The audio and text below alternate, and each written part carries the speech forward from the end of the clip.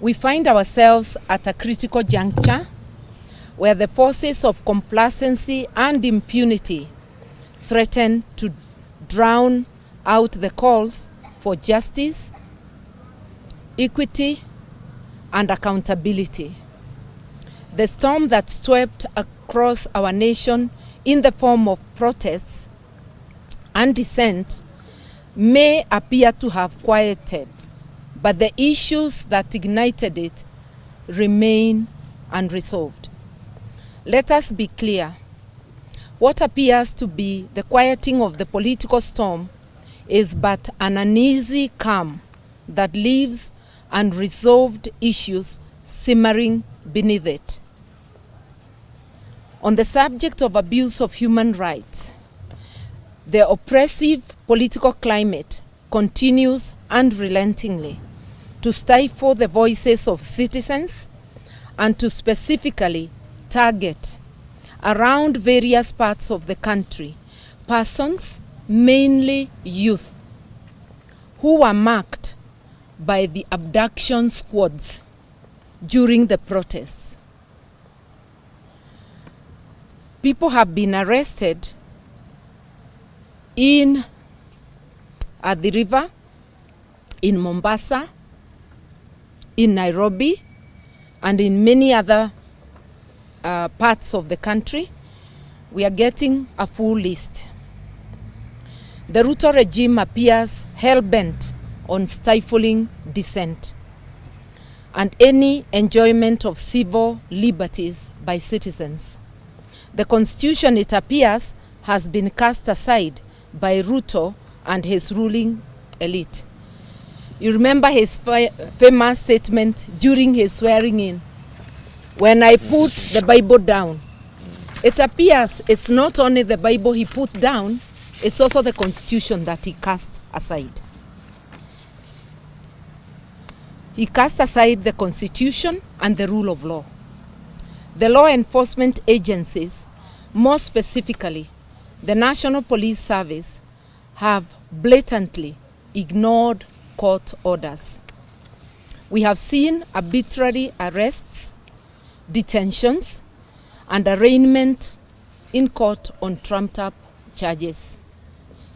Since the start of the peaceful Gen Z protests by patriots who waved our national flag and conducted themselves in a most civil and orderly manner, the police have unlawfully and needlessly caused loss of lives to over 60 people, mainly youth, according to the Kenya Human Rights Commission, and injured hundreds, some grievously, abducted many, some of them turning up dead in morgues, others in abandoned quarries. Further, police have arbitrarily arrested and detained hundreds. Some later released without charges after spending nights in the police cells, and others being arraigned in courts on trumped-up charges, ostensibly to intimidate and inflict maximum fear in the population so that citizens will fear expressing their views or enjoying or ever joining protests or expressing dissent.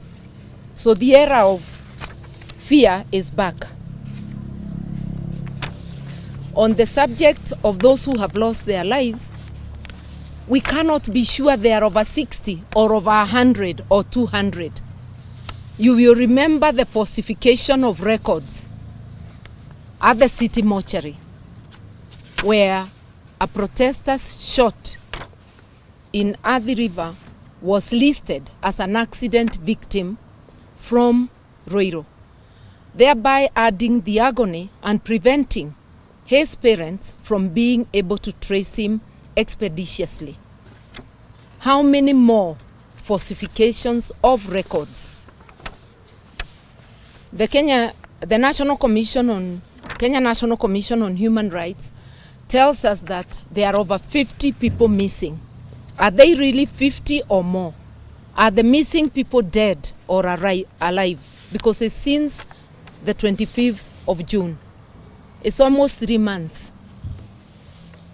It is very sad that this is the situation, and we are not seeing any cooperation by the law enforcement agencies, any cooperation from the RUTO regime to establish how many died, to make reparations, to establish the whereabouts of the missing, and bring closure to their families. We are also experiencing a spate of disobedience of court orders. You remember a court order, and those who may not know, issued by the Malindi High Court on the 24th of June this year, and confirmed on the 17th July 2024 after inter-party hearing, meaning the state was represented in the hearing before the confirmation. These orders restrained the police from interfering with peaceful protests, using water cannons, tear gas, live ammunition, rubber bullets, or other crude weapons or draconian measures, and from deploying brute force or any form of violence against persons protesting. Picture this, the order is issued on 24th of June. 25th was the day of massacre of protesters in and around Parliament and other parts of the country, and even within Nairobi. That was the peak, a day after court orders. Police have continued to arrest people arbitrarily. You will recall Nane, people could not access the CBD and other towns in Kenya. There was such heavy police presence, stopping people from gathering together, using tear gas. I went to town and I witnessed use of tear gas unnecessarily. Anywhere they see 10 people, tear gas, arrests. I escaped by a whisker myself. They've been using live bullets countrywide, tear gas and batons to brutalize peaceful protesters and people who are going about their business. The media has not been spared. We saw on camera media people, a lady was shot in Nakuru. In Nairobi, we saw them brutalizing the media, and many others that we have not witnessed in the media, but the complaints have been there. And we are saying it is not enough for the police to have a meeting with the media council or with any other sections of the media. We demand accountability. We demand accountability for violation of human rights, for death, for assault of both citizens and the media. And we must not agree to forget and lower our demands.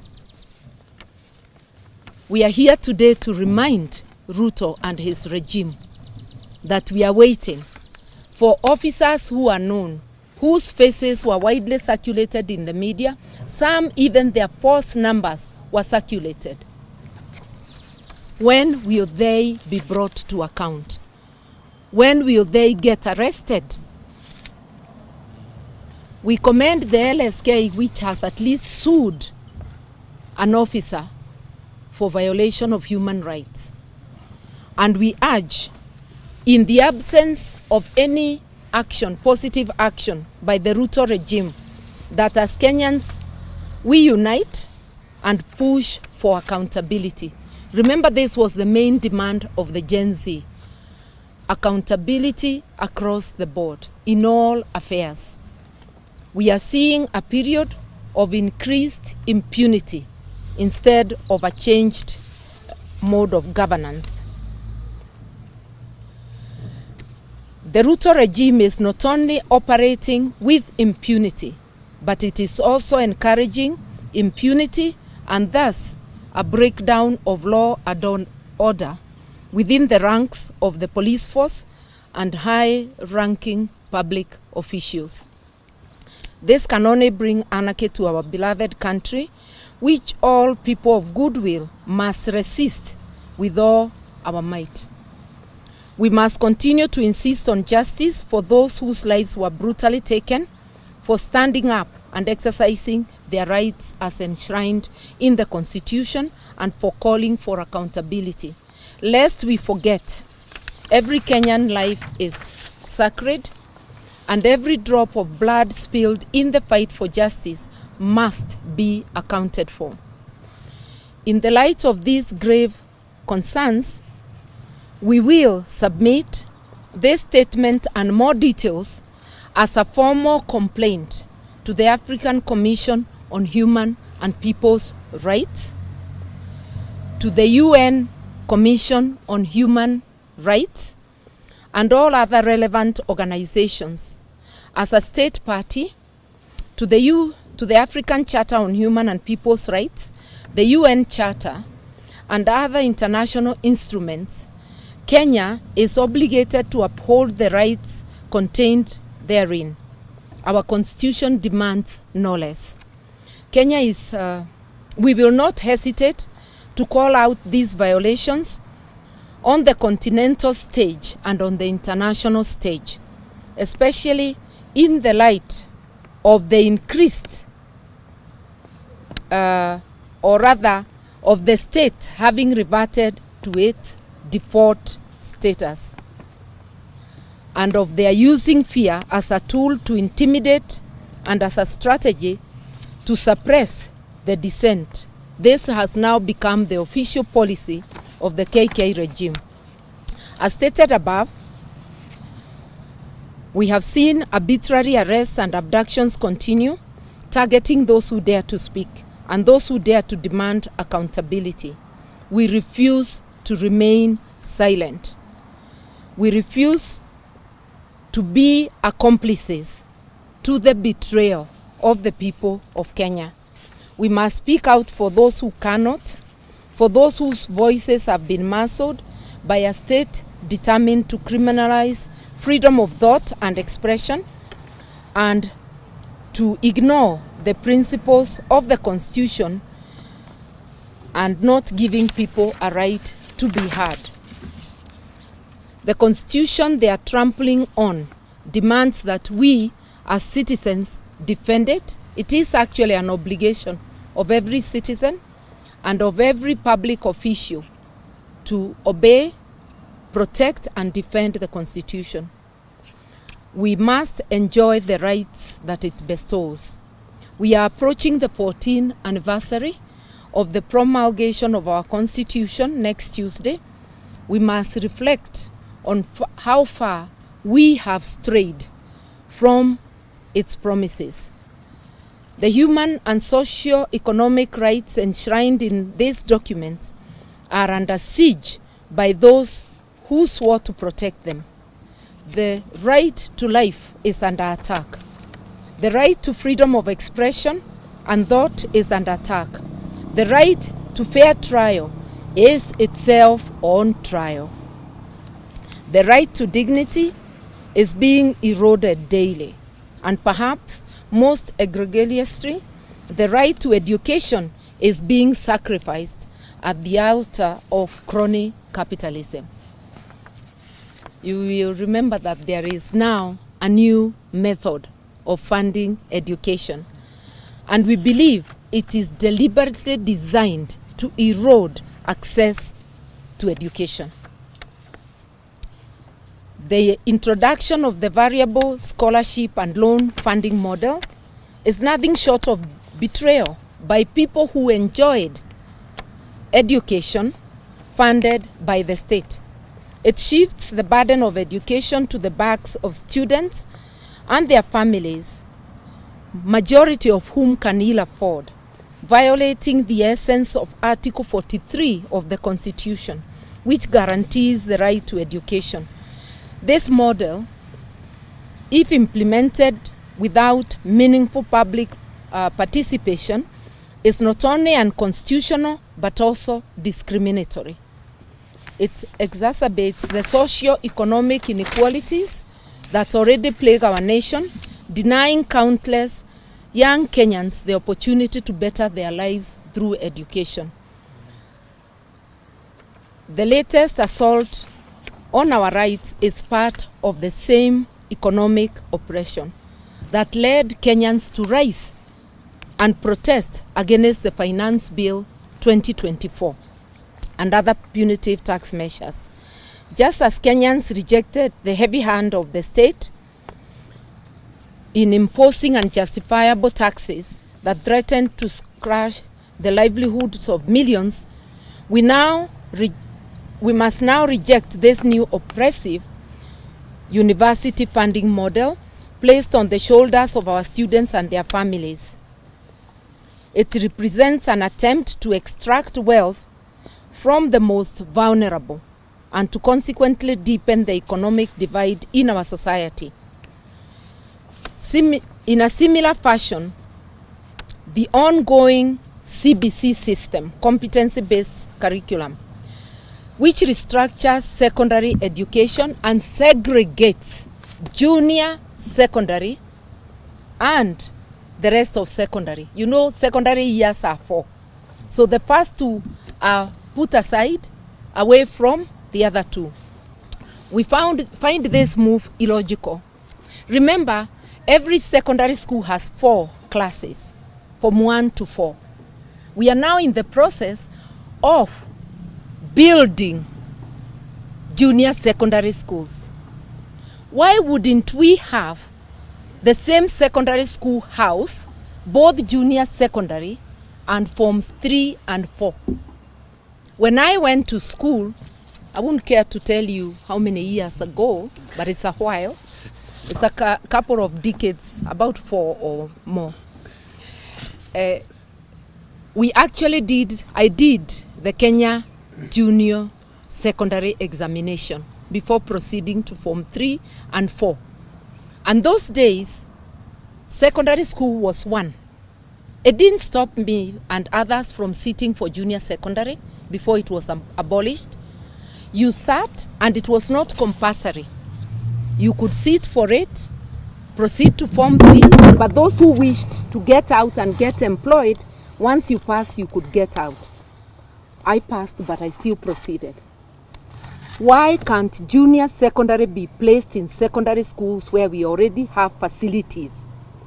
The money we are now setting aside to build fresh schools, when we have empty classrooms, should be used to create classrooms in the few places where none exists, and to revamp where we have least facilities. The segregation also is causing a very serious shortage of teachers in an already bad situation because we never have enough teachers. A teacher teaching junior secondary can also take classes in the upper secondary. But now what is happening is that the JSS teachers are being made to teach subjects they were never trained for because the 2 systems are segregated. We call upon a common sense approach which is lacking so that all the JSS teachers can be employed and that secondary school is combined in the premises and not segregated, and we can utilize teachers in the classes for the subjects they are trained for. Failing to do so means that our children are being subjected to a lack of proper learning because in most schools they will not have teachers, and if they have the JSS teachers, they are being forced to teach subjects that they were not adequately trained for. We also call for the reinstatement of the JSS teachers who were sacked because of protesting these very injustices, and the formal employment of the 46,000 junior secondary school teachers currently being treated as interns. The trashing of accountability in the RUTO regime has moved to a higher notch. You will remember that transparency and accountability are one of the foundational principles in Article 10 of our Constitution. And as I said earlier, this was the main demand of the Gen Zs and the genesis of the protests. Where there is accountability, the regime will respect the rule of law, human rights, and people's participation. Lest we forget, the protest on the finance bill came because of a refusal to respect people's voices, refusal to accept meaningful participation by the people. These are the same signs that we are getting now. Some aspects of the rejected bill, such as the fuel levy and other issues that this tone-deaf regime is now talking of returning. You have heard of talk of returning sections of the finance bill. As Kenyans, we must not accept this, and we must continue to question. And this is the same script the regime is using to gift, I will not talk of concession, to gift the Adani Group our main gateway, the Jomo Kenyatta International Airport. I am saying to gift them because this is surrounded by opaqueness. Nobody knows what benefit Kenya will get by the discredited Adani Group coming to operate in Kenya. Kenyans have been ignored, and even people working at the airport have been ignored. We are urging that we double our vigilance and we continue to resist and to question these violations of our Constitution and of basic decency. The country belongs to us, not to the ruling elite. There is this thing in Kenya that when people get elected, they think they own the country and the people, and they know what is best for us. That is not what our Constitution says. Our Constitution gives sovereignty to the people, and everything, the people must be consulted and be involved in whatever affects them. So I'm urging that we be vigilant daily. We refuse to be complacent, and we refuse to be quietened by these intimidating state tactics and forces. Let us not forget the lives lost, our rights which have been trampled, the dreams deferred. Let us not forget the violation of the freedom of the press and the violation of human rights of media practitioners. We are calling for accountability across the board, and let us not take every incident as an isolated incident. Let us know that they are all adding up together. And if we do not stand up for our rights, nobody else will, and darkness is going to envelop our country. We must reject that. So let us not relent in demanding the full restoration of the guarantees of the human rights and civil liberties enshrined in our Constitution for every single Kenyan. Lest we forget, eternal vigilance is the price of freedom. So we have to do this all the time. And we promise, as a party and as people, we will continue standing up for what is right. We thank you.